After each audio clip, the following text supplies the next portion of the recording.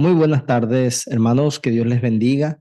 Sean todos bienvenidos a esta clase de Cristología. Vamos a iniciar un poco esta materia que es parte del currículum de nuestro seminario y estamos en la parte de teología sistemática y en esta ocasión vamos a iniciar lo que es Cristología y la cristología es parte de la teología que explora lo que tiene que ver con la doctrina de Cristo. Y a lo largo de todas estas lecciones que vamos a ver, entonces vamos a estar meditando, conociendo lo que tiene que ver con Cristo, con su obra y su persona. Así que sean todos bienvenidos y vamos a iniciar entonces con una oración. Señor, te damos gracias por este tiempo en el cual podemos estudiar, conocer más de tu palabra y por medio de ella conocer la obra y también la persona de nuestro Señor Jesucristo. Te pedimos que este curso y que esta lección en específico pueda ser de gran provecho para nuestras almas. Oramos, Señor, por esto en el nombre de Jesús. Amén. Bueno, voy a compartir entonces mi pantalla en este momento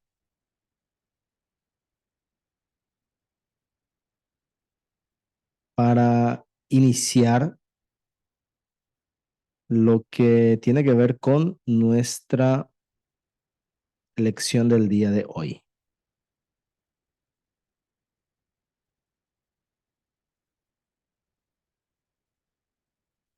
Entonces vamos a estar viendo Jesucristo y en esta oportunidad vamos a ver la lección que tiene que ver con Jesús como el Redentor.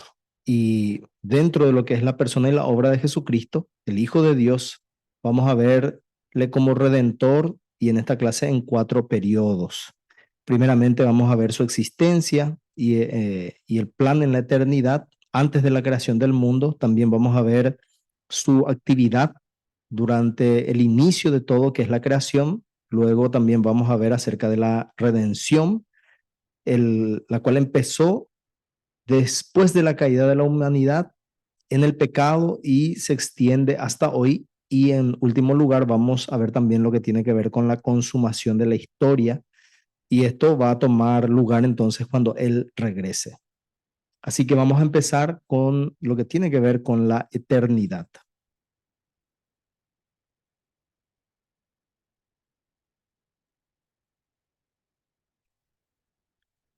Muchas veces nosotros, cuando pensamos en nuestro Señor Jesucristo, nos enfocamos mucho en su vida en la tierra, en la obra que está haciendo ahora en el cielo, y también nos enfocamos en lo que va a pasar cuando Él regrese. Pero necesitamos también concentrarnos en conocerla a Él como nuestro Dios eterno.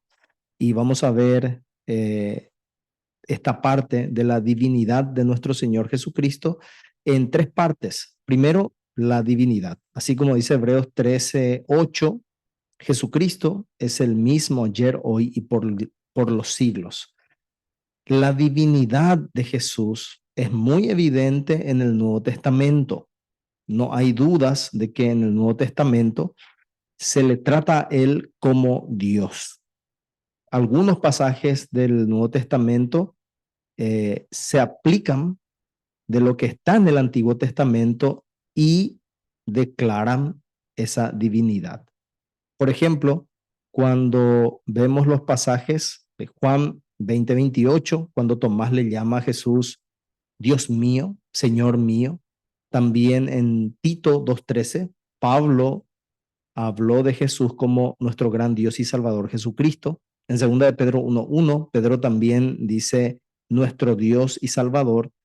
Y en Juan 1:5-20, Juan le llamó a Jesús el verdadero Dios y la vida eterna. Así que tenemos aquí menciones explícitas. Y una de las más conocidas de las declaraciones explícitas de la palabra sobre la divinidad de Jesús, la tenemos en Juan 1:1, donde dice en el principio era el verbo era con Dios y el verbo era Dios.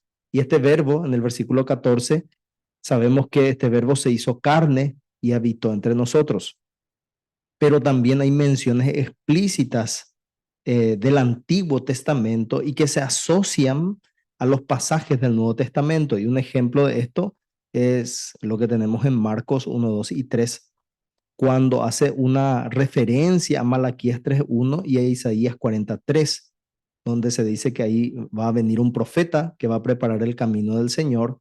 Y Marcos y los evangelistas también coinciden en que Juan el Bautista es el que preparó el camino para Jesús. Así que Marcos indicó que Jesús era el Señor, Jehová, de quien Malaquías e Isaías ya habían profetizado. Y Pablo también hizo una conexión entre Jesús y Jehová en Filipenses 2:11. Así que tenemos estos textos explícitos tanto en el Nuevo como en el Antiguo. Y también vemos los atributos divinos que se pueden ver en Jesús, en Jesucristo.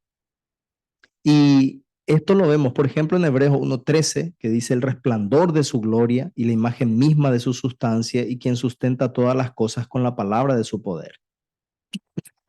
Podemos notar entonces que en este lugar el Hijo es igualado a Dios y a su gloria. Entonces, esto directamente implica la divinidad del Hijo. El Hijo ejerce un poder infinito, un poder creativo y un poder que sustenta todas las cosas, algo que solo le podemos atribuir a Dios. Y también vemos estos atributos en Juan 1:1-2, en el principio del verbo, este era en el principio con Dios. Cuando Juan dijo que el verbo existía en el principio, ¿qué es lo que quiso decir?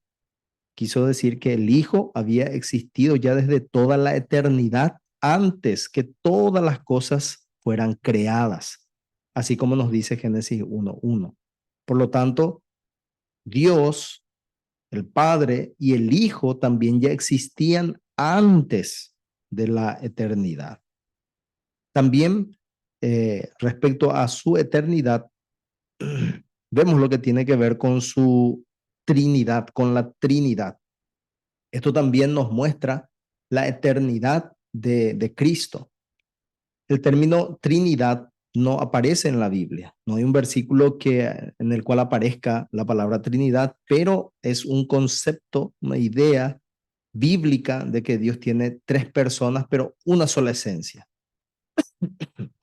Dios es tres personas y una sola esencia. Así que esto es lo que nosotros podemos quitar de la Biblia, de que Dios, vemos tres personas, pero una sola esencia. Los teólogos que han descrito a la Trinidad normalmente lo hacen en dos perspectivas. Y vamos a ver estas dos perspectivas. La primera es la perspectiva ontológica, es decir, la relación entre las personas de la Trinidad, la relación entre estas personas, perdón, lo que concierne a cómo está integrado una con otra la Trinidad. Ontológica, las relaciones ontológicas entre las personas de la Trinidad nos concierne cómo están integradas la una con la otra y con el hecho de que comparten una sola esencia o naturaleza divina. ¿Qué es lo que vemos aquí? Vemos que nuestro, en nuestro estudio está el Padre, el Hijo y el Espíritu Santo. Son tres personas, pero estas tres personas son Dios, comparten la misma esencia. Es decir, tanto el Padre, el Hijo y el Espíritu Santo tienen los mismos atributos divinos, como su infinitud, la eternidad, la inmutabilidad y todos los atributos que podemos hallar de Dios. Todos lo tienen. Tiene el Padre, tiene el Hijo y tiene el Espíritu Santo. Ahora, cuando vemos desde la economía, la eternidad de Cristo dentro de la economía de la Trinidad, y la palabra economía significa las relaciones. Aquí es donde sí hablamos de las relaciones cómo el Padre, el Hijo y el Espíritu Santo se relacionan e interactúan el uno con el otro como personas distintas. Eh, Desde el punto de vista ontológico, ellos son iguales en esencia. Tienen una sola esencia, tienen una naturaleza divina. Podemos decir, son iguales el Padre, el Hijo y el Espíritu Santo, porque todos tienen la misma esencia, todos merecen la misma gloria y todos tienen las mismas perfecciones o atributos. Pero desde el punto de vista económico, entonces la relación es diferente. Aquí es donde vemos que el Padre tiene autoridad sobre el Hijo y el Padre y el Hijo tienen autoridad sobre el Espíritu Santo. El Hijo se somete al Padre y tiene autoridad sobre el Espíritu Santo. Juan 6:38 dijo, he descendido del cielo no para hacer mi voluntad, sino la voluntad del que me envió. Ontológicamente es igual al Padre, pero económicamente el Padre tiene autoridad sobre el Hijo. Y luego Juan 8:28-29, nada hago por mí mismo, sino que según me enseñó el Padre, porque el que me envió conmigo está, no me ha dejado solo el Padre, porque yo hago siempre lo que le agrada. Dentro de esta economía de la Trinidad, entonces el Hijo le da autoridad al Padre, entonces hace su voluntad. Y el Padre tiene autoridad sobre el Hijo. También el Padre como el Hijo tienen autoridad sobre el Espíritu Santo. Entonces, por eso es que Jesús dice en Juan 15:26, cuando venga el Consolador a quien yo os enviaré del Padre, habla de su autoridad y también del Padre, él dará testimonio acerca de mí. Vemos aquí que el Padre tiene autoridad para enviar al Hijo, el Hijo tiene autoridad para enviar al Espíritu Santo. ¿Cómo se relacionan? Nunca hay un conflicto. Es decir, tanto el Padre, el Hijo y el Espíritu Santo siempre están de acuerdo, siempre tienen una misma opinión. Entonces, aunque hay una jerarquía, no hay desacuerdo. Aunque hay autoridad, el Padre sobre el Hijo sobre el Espíritu Santo y el Espíritu Santo respecto de ambos, el Padre y el Hijo tienen autoridad sobre el Espíritu Santo, no hay un conflicto. Ahora, ¿cómo podemos nosotros explicar esto? Bueno, esto podemos explicar por medio de que ellos, el Padre, el Hijo y el Espíritu Santo, ellos han tenido un pacto de redención, donde dentro de ese pacto también se establece la economía, donde el Hijo, que es igual al Padre en poder y gloria, él voluntariamente dentro de ese pacto se somete al Padre y el Espíritu Santo, que es igual ontológicamente en poder y gloria, se somete al Hijo y al Padre para cumplir ese plan de redención. Y en otra área que podemos ver también la divinidad de Jesucristo, podemos ver su divinidad y su papel redentor es en cuanto a la eternidad, es el consejo. Y cuando hablamos de consejo, nos tiene que ver con lo que nosotros, cuando escuchamos la palabra consejo, tiene que ver como, ¿qué crees que tengo que hacer? Le preguntamos a una persona, o ¿qué opinas sobre esta situación? No, no tiene que ver con ese concepto que manejamos nosotros, sino que es un término teológico y que podemos decir es el decreto eterno de Dios. Son los planes de Dios para el universo, es el propósito por el cual fue creado todo. Este es el consejo de Dios. Eh, Cuando leemos Efesios 1:4 y 11, dice, nos escogió Dios en Cristo antes de la fundación del mundo para que fuésemos santos y sin mancha delante de Él. En Él asimismo tuvimos herencia, habiendo sido predestinados conforme al propósito del que hace todas las cosas según el designio de su voluntad. Lo que Dios hizo en Cristo no es un accidente, no es una solución que surgió después de un problema, no, sino que todo ya fue establecido en el consejo de Dios, es decir, en el decreto eterno de Dios. El Señor ya conoce todo desde antes, es más, Él lo estableció.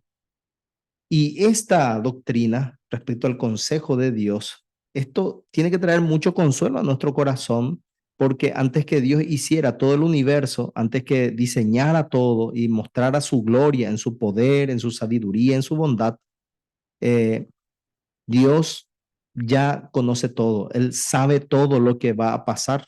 Él sabe todo lo que pasó, lo que pasa y lo que va a pasar.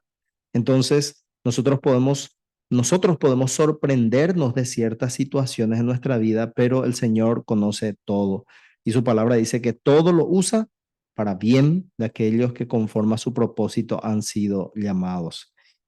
Podemos sorprendernos de ciertas cosas en este mundo, pero Dios nunca nada le va a tomar por sorpresa. Es más, Él va a usar todo para el bien de cada uno de nosotros. Eso es algo que tenemos que recordar.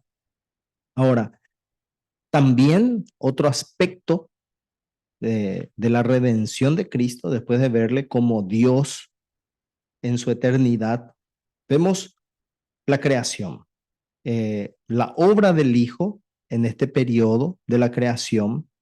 Entonces, antes que el universo existiera, antes de la semana de creación, Dios hizo que el universo existiera y desde allí vamos a ver hasta la caída. Vamos a analizar esta semana de creación. Cuando nosotros decimos que Dios creó el mundo, normalmente pensamos solamente en el Padre, pero la Biblia nos dice que el Hijo también estaba en el momento de la creación y también el Espíritu Santo, porque estaban Padre, Hijo y Espíritu Santo en la creación participando cada uno. Por ejemplo, cuando leemos Juan 1, 1 al 3, ahí nos dice que el mundo por él fue hecho y nada de lo que ha sido hecho pudiera haber sido si no fuera por el Hijo, que también estaba presente en la creación. Así que eh, Colosenses 1:16 también nos habla de esto. Dice, porque en Él fueron creadas todas las cosas, las que hay en los cielos, las que hay en la tierra, visibles e invisibles. Todo fue creado por medio de Él y para Él. Acá Pablo explica eh, cómo fue hecha la creación, fue hecha por el Hijo y también algunas traducciones ponen por medio de Él. Y vemos otro punto importante sobre esto en Colosenses 6:10, porque en Él fueron creadas todas las cosas, las que hay en el cielo, en la tierra, visibles e invisibles, sean tronos, sean dominios, sean principados, sean potestades, todo fue creado por medio de Él y para Él, Colosenses 6:10. Así que acá también notamos que Pablo hace énfasis en tronos, dominios, principados, potestades, algo que eh, puede ser invisible para nosotros, pero todo eso está bajo el reino de Dios, bajo autoridad del Hijo. Y esto se conecta con Hebreos 1:2. En estos postreros días nos ha hablado por el Hijo, a quien constituyó heredero de todo y por quien asimismo hizo el universo. Así que una vez más le encontramos aquí al Hijo como participante de la semana de creación. Hebreos conecta entonces la idea de que Dios el Hijo estuvo activo en la creación con Dios el Padre y Dios el Espíritu Santo, y que es Dios el Hijo el que iba a heredar toda la creación. Esto se hizo por Él y para Él. También dentro de lo que es la creación, no podemos dejar de mencionar lo que es la caída, porque esta caída es lo que el Señor soluciona por medio de Jesucristo. La caída entonces fue ese primer acto de desobediencia de la humanidad, en este caso Adán y Eva, hacia Dios, cuando confiaron más en las palabras de la serpiente y rechazaron a Dios, rechazaron su palabra. Y dentro de esas consecuencias personales, porque aquí vamos a ver consecuencias personales, universales, y también vamos a ver la esperanza para la humanidad. Dentro de esas consecuencias personales, podemos decir que las criaturas, ¿verdad? Por el pecado de Adán y Eva, ellos se alejaron de Dios, la comunión se rompió. Y también esto creó una vergüenza, un sentido de vergüenza, se perdió ese gozo, esa confianza de estar en la presencia de Dios.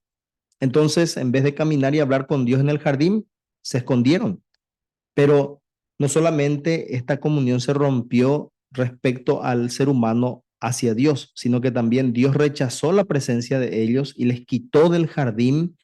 Entonces, de allí en adelante, la necesidad más grande que tiene el ser humano es restablecer su relación con Dios. Esa es la necesidad más grande que tiene el ser humano, restablecer su comunión con Dios. Esa fue la pérdida más grande del ser humano. Una consecuencia también personal es que después de esta caída, toda la humanidad carga con esa culpa del pecado de Adán. Romanos 5:18, por la transgresión de uno vino la condenación a todos los hombres. Se perdió la comunión, pero también vino una condenación para todos los seres humanos descendientes de Adán y Eva. También hay otra consecuencia, que es la depravación. Y la depravación se refiere a la corrupción del pecado de la naturaleza humana. La depravación que hay en el corazón del ser humano es lo que le hace ser malo como es. Entonces, aparte de perder esa relación, de perder esa comunión, también viene la condenación y viene la depravación. Por eso dice, no hay justo ni aun uno, no hay quien entienda, no hay quien busque a Dios, todos se desviaron, a una se hicieron inútiles, no hay quien haga lo bueno, no hay ni siquiera uno. Entonces esa depravación hace que el ser humano se desvíe de Dios, haga todo lo contrario a lo que Dios manda en su palabra. Nuestra conducta entonces es depravada. Nadie es justo, nadie hace lo correcto. Aún nuestro intelecto también está depravado. Es decir, nadie puede entender la voluntad de Dios. Nosotros como seres humanos después de la caída nos volvimos indignos delante de Dios. No somos dignos de bendición. No hay nada en nosotros que pueda hacernos merecedor del favor de Dios. ¿Por qué? Porque caímos completamente. Y otra consecuencia para toda la humanidad es que a consecuencia de todo eso vino sufrimiento, dolor, muerte. Habíamos visto también en un curso anterior que vino la violencia, esa violencia entre los seres humanos a causa del pecado. Todo esto vino como consecuencia personal de la caída y también vinieron las consecuencias universales. Cuando Dios creó a Adán y Eva, la única parte ordenada del mundo era el jardín. Y ellos tenían que labrar y guardar. Había un mandato que ellos tenían que hacer. Tenían que desarrollar el mundo, de acuerdo a lo que decía Génesis 1:28.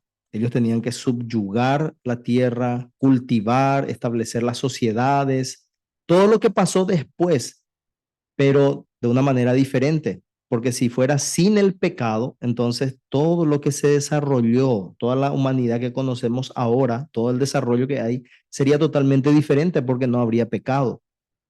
Pero sabemos que hubo pecado, entonces este desarrollo fue totalmente diferente. El desarrollo de la humanidad con el pecado no fue igual al Edén, fue totalmente diferente. Entonces, este mundo no fue cultivado correctamente a causa del pecado y tampoco es gobernado correctamente a causa del pecado. Entonces, segunda de Pedro 3:11 dice, ¿cómo no debéis vosotros andar en santa y piadosa manera de vivir, esperando y apresurándoos para la venida del día de Dios? Aquí podemos ver que Dios puede traer su reino sin problema. Cuando Él quiera, el reino de Dios se puede establecer. Él puede quitar a todos los malos, poner a los buenos en el lugar donde tienen que estar, pero el plan de Dios no es que Él haga todas esas cosas, el Padre, sino que a través de Cristo, y Cristo lo hace a través de la iglesia. Entonces, aquí es donde la iglesia toma ese protagonismo en Cristo. ¿Para qué? Para pelear contra la corrupción del mundo, para poder restaurar en la medida de lo posible todo lo que tiene que ver con la creación que ha sido corrompida, que ha sido maltratada, que ha sido descuidada, mal utilizada por la creación, por los seres humanos. Entonces la iglesia tiene esa tarea, ¿verdad? De predicar el evangelio, de que las personas vuelvan a tener esa comunión con Dios y que esa comunión de cada ser humano se vea en la forma en que ellos van estableciendo el reino de Dios. Traigan orden, traigan justicia, traigan respeto a la dignidad humana. Entonces, es por medio de la predicación del evangelio y por medio de la iglesia es que estas consecuencias del pecado se pueden revertir. Y ahí vemos nosotros entonces nuestra tarea como iglesia de predicar el evangelio. Donde se predica el evangelio y donde Cristo es creído, entonces estas consecuencias personales y universales van retrocediendo. No totalmente, pero van retrocediendo por obra del Espíritu Santo. El reino de Dios se establece en los corazones y luego va también mostrándose, va teniendo su efecto en la creación. Y respecto a la creación, también Jesucristo como redentor trae esperanza porque Dios, después de que cayó el ser humano, no tardó en demostrar esa esperanza para el ser humano y esto lo hizo en Génesis 3:15, donde dice, y pondré enemistad entre ti y la mujer y entre tu simiente y la simiente suya, esta te herirá en la cabeza y tú le herirás en el calcañar. Así que a pesar de eh, todas las consecuencias negativas de la caída, el Señor trae una esperanza. Aquí Dios promete que al final la descendencia de la mujer iba a rescatar a la humanidad al derrotar a la serpiente. Y nosotros sabemos que esto es en Cristo, el que nació de una mujer. Y vemos también otro aspecto, lo que tiene que ver con la redención. La caída de Adán y Eva tuvo esas terribles consecuencias que vimos para la humanidad y para la creación. Pero Dios es más grande que la caída, es más grande que el pecado. Después de que nuestros primeros padres desobedecieron, Dios reveló su plan para salvarnos, para rescatar a los seres humanos y para rescatar a la creación. Y allí es donde la segunda persona de la Trinidad, Jesús, es nombrada como el Redentor. Él es el que iba a traer la salvación a los pecadores y va a restaurar todo el mundo creado. Entonces, siempre tengamos en cuenta eso. Cristo vino como Redentor, no solo para los seres humanos, sino también tiene un plan para la creación, para todo lo que Dios ha hecho. Eh, el motivo. ¿Por qué eh, el Hijo de Dios redime? Bueno, primeramente podemos decir que es para dar gloria a la Trinidad. Cuando eh, leemos Efesios, Efesios nos dice que toda la gracia que Dios muestra es para que eh, sea glorificado el nombre de Dios en su gracia. Cuando el Hijo cumple este propósito, entonces, donde trae justicia, trae misericordia, entonces allí el nombre de Dios es glorificado. Pero, ¿qué es lo que mueve todo esto? ¿Qué es lo que la palabra que puede englobar el mover de Dios? Y podemos decir que el amor, ¿verdad? Por amor de su nombre. Primeramente, recordemos que Dios hace todo por amor y lo hace por amor de su nombre, pero también por amor, y este amor a su nombre tiene como consecuencia amor a su creación, amor a los creyentes, y esto es lo que mueve a Dios. Dice en Efesios 1:4 al 6, según nos escogió en Él antes de la fundación del mundo para que fuésemos santos y sin mancha delante de Él, en amor, habiéndonos predestinado para ser adoptados hijos suyos por medio de Jesucristo, según el puro afecto de su voluntad para alabanza de la gloria de su gracia, por lo cual nos hizo aceptos en el amado. Acá entonces Pablo menciona que Dios, escogió redimirnos en Él por medio de Jesucristo, y uno de los motivos vemos que es el amor, por amor, pero también para la alabanza de la gloria de su gracia. Entonces, este amor de Dios no es un amor que no está direccionado. Este amor tiene una dirección y primero, la dirección es que los miembros de la Trinidad sean honrados y obedecidos. Así que este amor, como dije anteriormente, por amor de su nombre, el propósito es que la honra, la gloria y la obediencia sea para Dios, Padre, Hijo y Espíritu Santo. Y esto se logra cuando sus propósitos son cumplidos, cuando el reino de Dios se establezca en la tierra, en el universo, y sea alabado por eso. Así que este es el propósito, el motivo de la redención. El hecho, eso respecto a la Trinidad, darle alabanza a la Trinidad al cumplir ese propósito. Y respecto a la creación, eh, también el papel del Hijo en la redención también es motivado por el amor de Dios por la creación. Y esto, por ejemplo, podemos ver en un pasaje que conocemos, Juan 3:16 al 18, porque de tal manera amó Dios al mundo que ha dado a su Hijo unigénito para que todo aquel que en él cree no se pierda, mas tenga vida eterna, porque no envió Dios a su Hijo al mundo para condenar al mundo, sino para que el mundo sea salvo por él. Y el que en él cree no es condenado, pero el que no cree ya ha sido condenado porque no ha creído en el nombre del unigénito Hijo de Dios. Acá entonces podemos decir que Juan usa esta palabra para referirse al universo, a la tierra, a toda la humanidad, aún esa gente que se opone a Dios, porque Dios muestra también su amor para con sus enemigos. Entonces, esta idea de Juan 3:16 al 18 es que el amor de Dios motiva a Dios a salvar el mundo. Dios quiere aún que el mundo sea su reino glorioso, poblado y gobernado por sus siervos que son hechos a imágenes suyas, que es la raza humana. Entonces, por eso envía a su Hijo para redimir a un remanente, a un grupo escogido de creyentes en la humanidad. Y aquí vemos entonces el papel de los creyentes.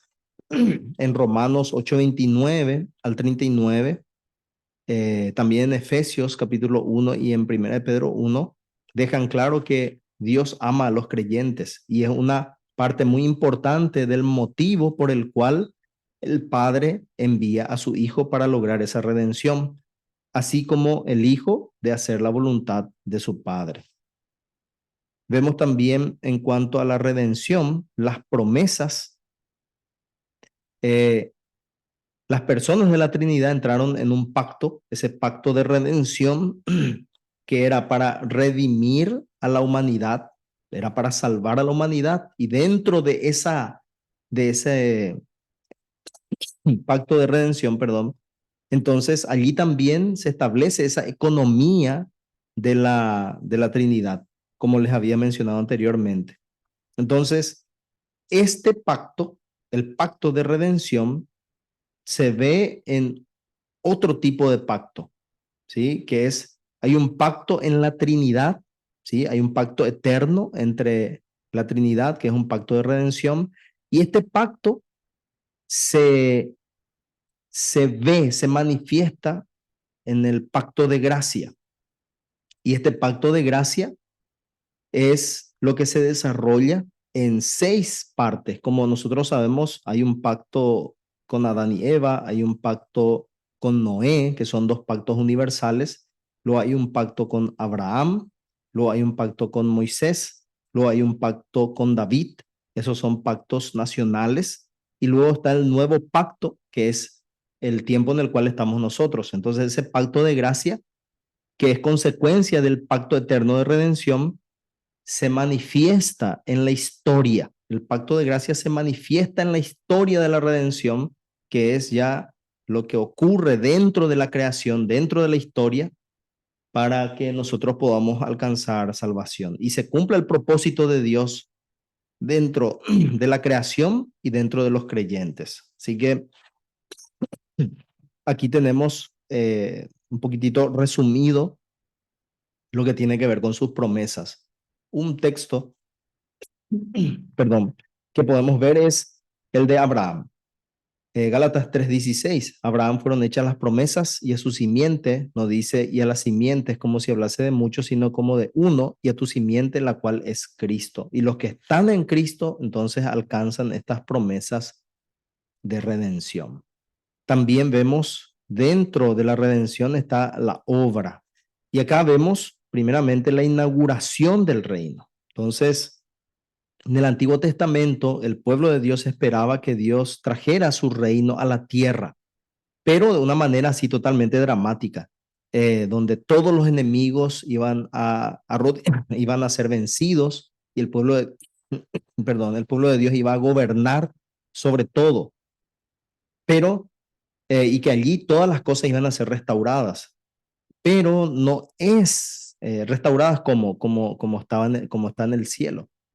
Pero vemos que esto no ocurrió así como ellos esperaban, sino que tiene un proceso. Jesús enseñó que él había traído el reino de Dios a la tierra en su día, cuando él estuvo. En Mateo 12:28 dijo claramente que el reino de Dios ya estaba aquí. Dice Lucas 17:20-21, el reino, el reino de Dios no vendrá con advertencia, ni dirán helo aquí o helo allí, porque aquí el reino de Dios está entre vosotros.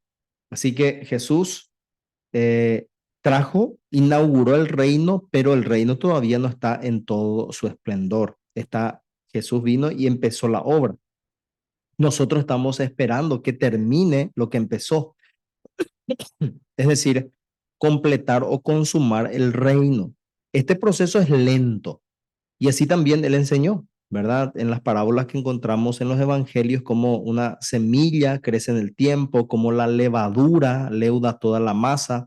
Y todo nos muestra que hay un proceso y que no es un proceso rápido, es un proceso lento, pero es un proceso que continúa, que empezó desde que Cristo vino y que va a ser consumado ese proceso de que el reino de Dios sea aquí en la tierra como en el cielo cuando Jesucristo venga nuevamente.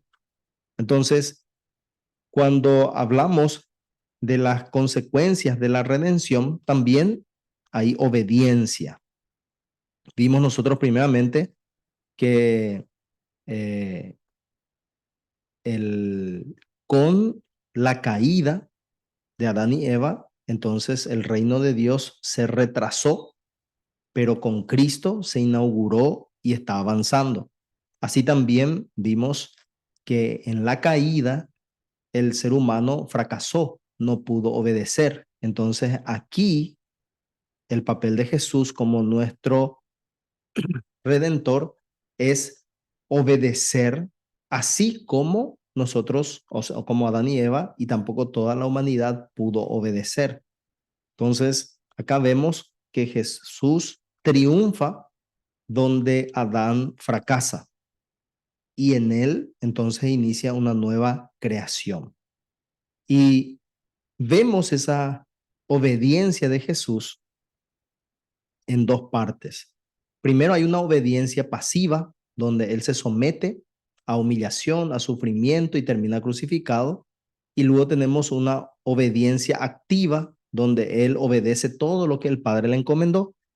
Acá también es donde esta obediencia pasiva, donde él se humilla, sufre, termina en la cruz para pagar por los pecados y él obedece al Padre para cumplir todo lo que no se puede cumplir. Entonces acá tenemos también la base de la doble imputación. la doble imputación, donde es imputada a nosotros su justicia para ser justificados, es decir, toda su obediencia es imputada a nosotros y también es imputada a nosotros el perdón. Él pagó por todos nuestros pecados, vivió la vida que nosotros no podemos vivir. Entonces, esto es lo que Cristo nos da, para que pagó el precio por nosotros que no podíamos pagar, vivió la vida por nosotros que no podemos vivir, y todo esto como redentor nuestro. Y luego Jesús como redentor resucita, y esta resurrección es muy importante para la redención. ¿Por qué? Porque cuando Él se levanta de los muertos, entonces conquista la muerte, que era la consecuencia del pecado, y así asegura una vida física, eterna, para todos los que creen en Él. Esto es lo que Pablo dice en 1 Corintios 15, 20, 21. Mas ahora Cristo ha resucitado de los muertos, y las primicias de los que durmieron es hecho, porque cuando la muerte entró por un hombre, también por un hombre la resurrección de los muertos. Así que vemos que en Cristo inicia la nueva creación. Él es la primicia de todos aquellos que van a resucitar con un cuerpo glorificado. Y este es el cuerpo que vamos a tener cuando Él regrese. Y luego Jesús también asciende. Después de esto, Él estuvo enseñando acerca del reino por 40 días y luego fue llevado corporalmente al cielo. Ahora, ¿por qué es importante la ascensión? Porque Jesús es entronado como rey. Él ahora reina como rey sirviente del Padre sobre toda la creación, pero también es importante porque permite a Jesús completar el sacrificio en el templo celestial y permanece entonces en la presencia del Padre intercediendo por nosotros. Él es nuestro mediador, como dice 1 Timoteo 2, 5 y 6, porque hay un solo Dios y un solo mediador entre Dios y los hombres, Jesucristo hombre, el cual se dio a sí mismo en rescate por todos.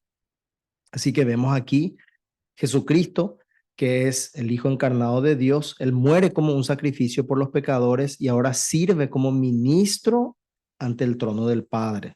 Entonces, asegurando que el precio que Él pagó en la cruz sea aplicado a nuestras vidas de una manera continua, donde dice, como dice en Hebreos 7:25, puede también salvar perpetuamente a los que por Él se acercan a Dios, viviendo siempre para interceder por ellos. Entonces, vimos aquí a Jesús en la eternidad, vimos también en esa obra de creación y la redención, y vamos a ver esta última parte que tiene que ver con la consumación. Y aquí vemos esta consumación de los cielos, de la tierra. Esto tiene que ver con esos eventos que van a pasar respecto al regreso de nuestro Señor Jesús por segunda vez. Es decir, la última fase de nuestra salvación, lo que va a pasar en ese punto, en el futuro. Y eso aquí incluye la destrucción de los enemigos de Dios, la bendición de su pueblo, una renovación completa de la creación, que es el lugar donde todos los creyentes van a vivir. Es decir, no es que vamos a ir al cielo, sino que el cielo va a bajar aquí. El cielo se va a establecer aquí en la tierra.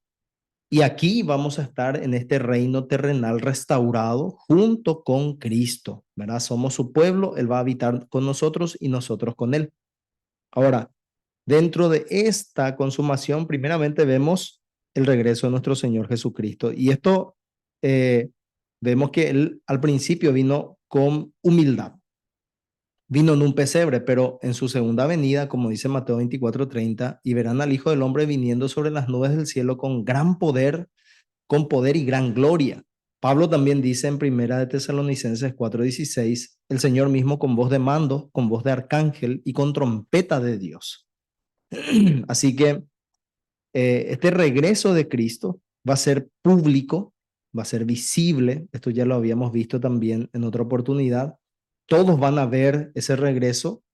También la venida de Cristo va a ser triunfante. Él vino primero como un humilde niño, pero ahora va a venir como un conquistador poderoso. Así también Él va a venir repentinamente, va a venir cuando nadie espera. Eso es lo que nos dice también en Mateo 24:36. Nadie sabe el día y la hora.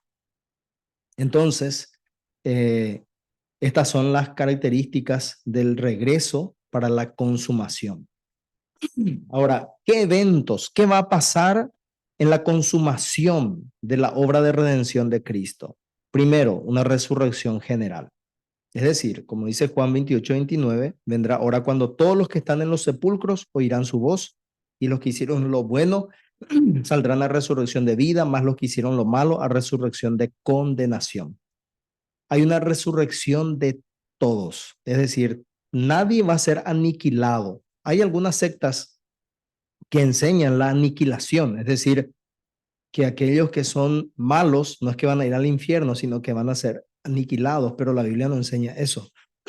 La Biblia enseña que todos van a resucitar y después de esa resurrección hay un juicio. Después de la resurrección general, Jesucristo va a ejercer su autoridad, como dice el credo de los apóstoles, vendrá al fin del mundo a juzgar a los vivos y a los muertos. Él va a juzgar a todos. Y nosotros que estamos en Cristo podemos estar tranquilos porque el juez es aquel que es también nuestro abogado. El que va a cobrar es aquel que también ya pagó por nosotros. Gloria sea al Señor. Y también aquí vemos que va a haber una renovación de toda la creación. Los cielos pasarán con gran estruendo y los elementos ardiendo serán deshechos y la tierra y las obras que en ella hay serán quemadas, puesto que todas las cosas han de ser deshechas para la venida del día de Dios, en el cual los cielos encendiéndose serán deshechos, los elementos siendo quemados se fundirán. Pero nosotros esperamos según sus promesas cielos nuevos y tierra nueva, en los cuales moran la justicia. Así que Jesús va a juzgar a la humanidad y va a quitar a todos los no creyentes de la tierra y va a renovar toda la creación. ¿Sí? Todo va a ser renovado. En Apocalipsis 22:3 también nos dice que va a haber una renovación del cielo y de la tierra. ¿Sí? La tierra donde estaba la presencia y maldición del pecado ya no va a estar más, va a desaparecer. No va a haber más sufrimiento, enfermedad, muerte. Incluso dice que el Señor va a enjugar cada lágrima de nuestros ojos. Así que esta es la renovación que también trae nuestro Señor Jesucristo. ¿Y qué trae esto? Eh, ¿Qué trae esto como resultado? Primeramente, la gloria a nuestro Dios, porque nosotros vamos a darle gloria a Cristo cuando regrese y su reinado como el rey del reino de Dios. Aquí es donde va a alcanzar su más alto y exaltado estado. Toda la gloria va a ser solamente de Él. Así como dice Filipenses 2:9 al 11, Dios también le exaltó hasta lo sumo y le dio un nombre que es sobre todo nombre, para que en el nombre de Jesús se doble toda rodilla de los que están en los cielos y en la tierra y debajo de la tierra, y toda lengua confiese que Jesucristo es el Señor, para gloria de Dios Padre. Así que por medio de la benevolencia de Dios, se le va a glorificar en su amor, en su bondad. ¿Por qué? Porque Él perdona a los pecadores arrepentidos y nos bendice mucho más de lo que nosotros podemos imaginar o merecer. Así también va a haber gozo en la redención. Y esta consumación nos hace, al ver la consumación de todo esto, nosotros vamos a también tener gozo. Primero porque hay una restauración de toda la naturaleza humana. Vamos a estar también en la presencia de Dios en forma física y vamos a contemplar la gloria de Dios. Así que son motivos para gozarnos también en esta redención. Como dice 2 Timoteo 2:12, si sufrimos, también reinaremos con Él. Así que podemos concluir entonces que Jesús el Redentor eh, es, consideramos a Jesús el Redentor en su persona y su obra como hijo de Dios. Y vemos estos cuatro periodos. La eternidad, Cristo es eterno porque es Dios. También el periodo de la creación, en la semana de la creación, Cristo estaba allí. También en toda la era de la redención, es decir, todo el tiempo hasta la redención de Cristo en la cruz y la consumación, nosotros estamos esperando eso. Vemos aquí entonces que nuestro Señor Jesucristo es la persona más, nuestro Señor Jesucristo es la persona más importante, la persona más interesante, la persona que tenemos que hacer el esfuerzo por conocerle, por crecer en el conocimiento de Cristo, de su amor, de su obra. Y esto hace que nuestro corazón se llene de adoración hacia Él. Bueno, hermanos, de esta manera entonces cerramos lo que es esta primera lección y este repaso que hacemos ya del material que ustedes estuvieron compartiendo. Entonces, pueden ver también en la caja del video, van a encontrar un link para el formulario y poder hacer entonces las evaluaciones. De mi parte es todo. Nos vemos oportunamente. Bendiciones.